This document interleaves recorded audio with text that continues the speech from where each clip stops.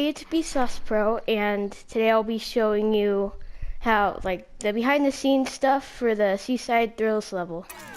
Alright, so I believe it took me about 5 hours to create this level. I'll show you how this Punch and Judy puppet thing works.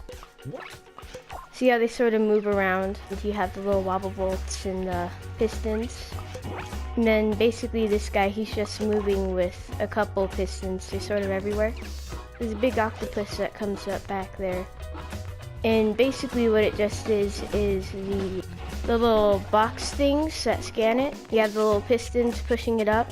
That's like the little box scanner, I forgot what they're called. This box falls down, then it makes it all come up when it senses your character walking, so that there's no time delay. And that little box sensor thing, not only did it prevent anything from going wrong, but it also made these tentacles come up, just so I wasn't being lazy with anything. This guy moves with a bunch of wobble bolts and pistons, just like everyone else. Now this is where the boss fight is. You have the cloud guy right here. He's moving. It brings him down whenever it senses your character. A barrier falls down so you can't walk away. There's also a barrier over here so that you can't walk away either. And then you have the music, you have the timers. These are the emitters to make the different emotions for the character.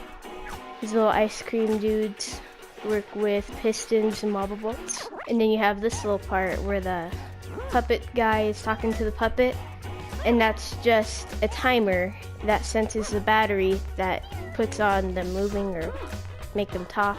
And when you get really close to the end of your background, I just put a character teleporter, and then you just move all the way up to the level. And then this is where you teleport. These are all the connections and stuff for the ice cream guy. He sort of looks like a puppet with all the wires. You have the little emitters for the ice cream scoops. You have the emitters for his different emotions and stuff. I just wanted to make this boss battle longer than the one before, so I just gave him some more character, because he's pretty weird.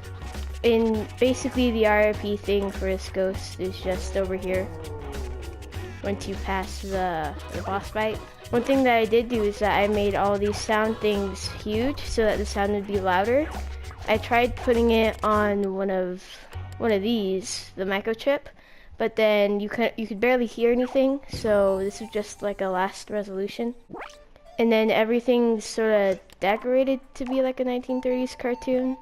See, I have like the little shadings on the places. Same with the clouds. And then this part is where the two guys bring you up. And if you're big toggle, you sort of weigh them down.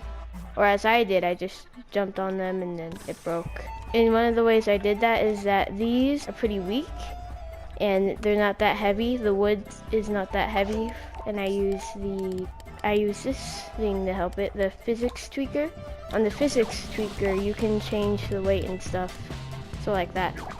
And that's just the end of the level. I would show more, but I believe that'd be a lot more complicated, and I'd just be explaining the same things over and over again. Well, I hope you enjoyed this video, and see you later.